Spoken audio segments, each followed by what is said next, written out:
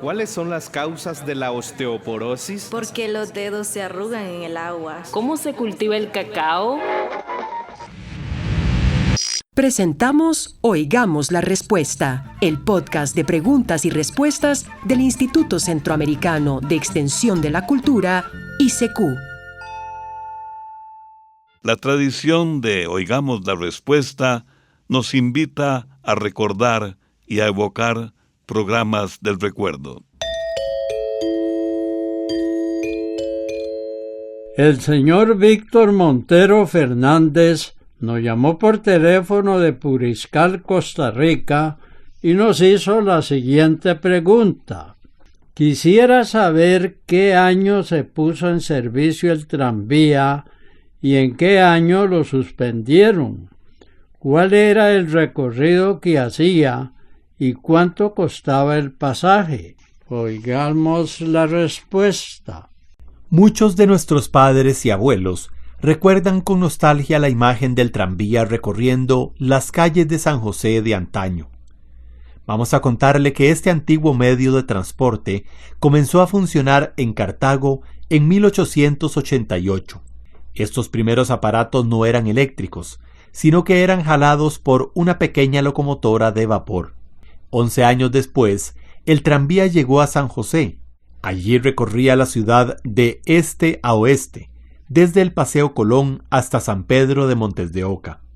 El tranvía también tenía otra ruta, que iba de norte a sur. Comenzaba en la estación del Pacífico, pasaba frente a la catedral, cruzaba el puente de la Traube y llegaba hasta Guadalupe, cerca del cruce de Moravia. En estos primeros años, el pasaje costaba entre 5 y 15 centavos, dependiendo de la ruta. Los domingos, el costo aumentaba a 20 centavos. Según cuenta don Porfirio Acosta, quien trabajó como maquinista del tranvía durante 22 años, había 17 unidades que eran muy parecidas a los vagones del ferrocarril actual. Todas esas máquinas eran de metal y madera y estaban pintadas de amarillo. La gente le tenía mucha confianza al tranvía, ya que casi nunca había accidentes. Además, eran aparatos limpios y bien iluminados. Los pasajeros que viajaban diariamente hacían amistad con los maquinistas en un ambiente de respeto y cortesía. El tranvía tenía además un horario de servicio muy amplio. El primero comenzaba a las 5:15 de la mañana y el último a las 12 de la noche. A partir de 1935 comenzaron a circular los primeros autobuses en San José y con el paso de los años se convirtieron en competencia para el tranvía. El aumento de los automóviles también llegó a ser un problema porque obstaculizaban las vías del tranvía. El último tranvía eléctrico atravesó la ciudad de San José el 31 de agosto de 1950.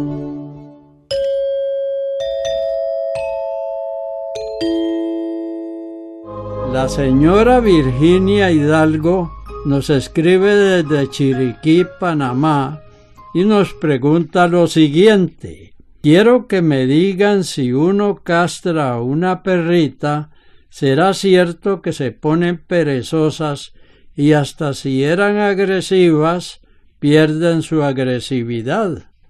Oigamos la respuesta. La esterilización es una operación que se les hace a los animales para que ya no tengan cría. Según dicen los que conocen de perros, al castrar a un perro desaparecen las épocas de celo del animal. Entonces se vuelven menos agresivos, más tranquilos y tienen tendencia a engordar. Pero esto se puede controlar dándole al animalito el alimento que necesita de acuerdo a su edad y tamaño. Y además, es muy importante que el perro haga ejercicio, ya sea jugando con él o sacándolo a caminar a menudo. Otra creencia acerca de la castración de las perritas dice que se les debe operar después de haber pasado un celo, o bien que haya tenido cría por lo menos una vez. Pero los veterinarios dicen que esto no es así y que al menos que se quiera sacar cría, a la perra no le afectará en nada operarla antes del primer celo. Vamos a decirle que la esterilización de las perritas tiene ventajas que vale la pena considerar. Por ejemplo, no habrá posibilidad de que se le desarrollen enfermedades peligrosas como el cáncer de útero, de ovarios o de mama. Esta operación también evita que padezcan de infecciones en el útero. Además, ya no hay que limpiar manchas de sangre ni soportar la inquietud que ocasiona el celo en las hembras. Estas operaciones siempre debe realizarlas un veterinario y en unos 2 o 3 días su perrita ya se habrá recuperado por completo. Está escuchando un programa del recuerdo. Mi nieta, que tiene 11 años, quiere saber cómo es que nacen los volcanes. Esta pregunta nos la hizo un estimado oyente que nos escribe desde Sonsonate, El Salvador. Oigamos la respuesta. Los volcanes son como inmensas chimeneas por donde salen los materiales ardientes que vienen del interior de la Tierra. Los volcanes existen desde hace muchísimo tiempo, mucho antes de que existieran los dinosaurios. Se cree que en un principio nuestro planeta era como una inmensa bola de gases y materiales muy calientes. Con el paso de miles de años se fue enfriando y endureciendo por fuera, pero lo que está debajo de esa cáscara dura todavía sigue hirviendo. Esa masa calentísima está formada de rocas derretidas y debido a esa alta temperatura, el material empuja constantemente hacia arriba. Cuando ese atol hirviente llamado magma encuentra una grieta en la corteza de la Tierra, la presión la empuja a salir por ahí. Esa salida es lo que conocemos como la erupción de un volcán. A veces, esa salida de materiales, como gases, cenizas, piedras y lava, es lenta y tranquila. Otras veces es repentina y violenta, causando grandes tragedias. Los volcanes también pueden nacer en el agua, por ejemplo, en el fondo del mar o de un lago. Algunas veces la aparición de un volcán en el mar produce tanta lava que llega a formar una nueva isla con todo ese material endurecida. Vamos a contarle que en el mundo existen unos 500 volcanes activos, y de todos ellos hay unos 12 que están haciendo erupción en alguna parte del planeta. El señor Gabelo López nos llamó por teléfono de Guanacaste, Costa Rica, y nos preguntó lo siguiente: ¿qué alimentos deben evitarse para las varices y cuáles son los que se deben consumir? Oigamos la respuesta. Las varices son venas que se han estirado y ensanchado. Por lo general, las varices se forman en las piernas. Aparecen cuando las válvulas que regulan la sangre que va y viene del corazón hacia esas partes del cuerpo no funcionan bien. Entonces, la sangre se acumula en las venas y éstas se hinchan produciendo dolor e incomodidad. La tendencia a padecer de varices generalmente se hereda. También aparecen por la falta de ejercicio, por estar de pie durante mucho rato y por el embarazo en las mujeres. Además, es frecuente que las varices empeoren cuando la persona tiene sobrepeso o colesterol en la sangre, ya que esa grasa engruesa las paredes de las venas y dificulta la circulación. Por eso es conveniente que quienes tienen este padecimiento hagan dieta para bajar de peso, y si tienen colesterol, eviten comer alimentos muy grasosos o fritos.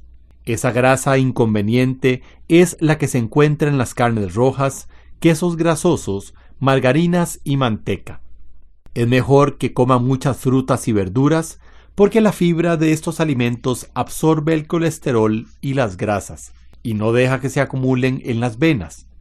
Los naturistas también recomiendan consumir mucha vitamina C. Esta vitamina fortalece los tejidos y las paredes de las venas. Los limones ácidos, naranjas, mandarinas, toronjas, chile dulce, tomate y fresas contienen mucha vitamina C. Quienes padecen de varices deben hacer un poco de ejercicio diariamente, no fumar y beber mucha agua.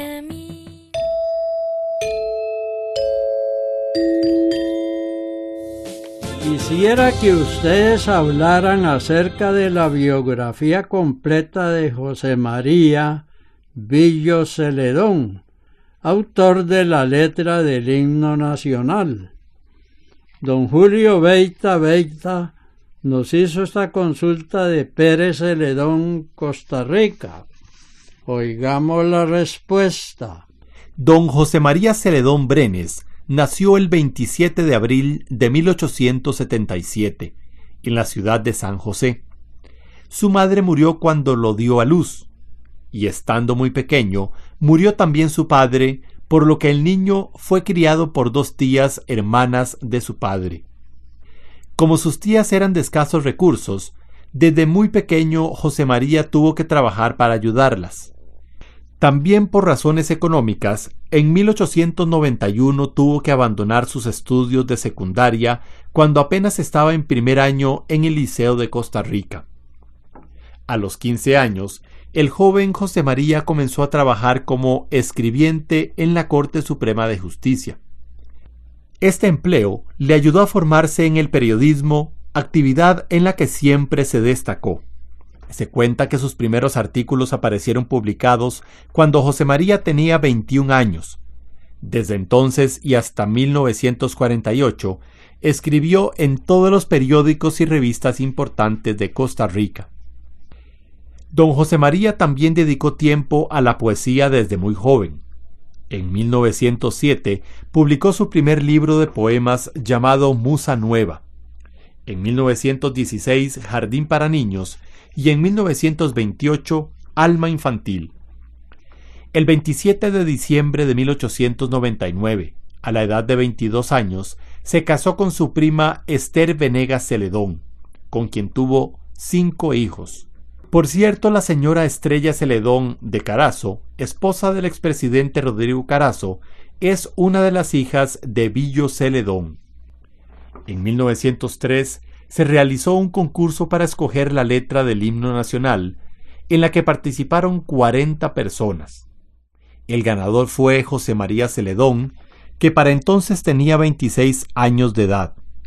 El 15 de diciembre de ese año, en una actividad celebrada en el Parque Nacional, fue estrenada la letra del actual himno nacional de Costa Rica. Don José María fue director de la Imprenta Nacional y administrador de la Botica Francesa, pero también tuvo algunos problemas políticos, ya que fue perseguido por el régimen de los Tinoco, y tuvo que permanecer oculto durante algún tiempo. En 1920 fue elegido diputado al Congreso. En esta época, don Billo tuvo un gesto digno de mencionarse, y es que a pesar de que el salario que ganaba en la Botica Francesa le alcanzaba apenas para vivir, el sueldo que ganó como diputado lo entregó completo para ayudar a las escuelas de San José, especialmente a la Julia Lang.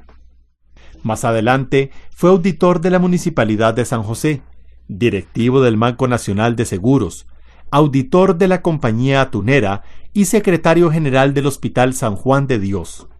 En 1948, durante la Guerra Civil, don Billo fue encarcelado.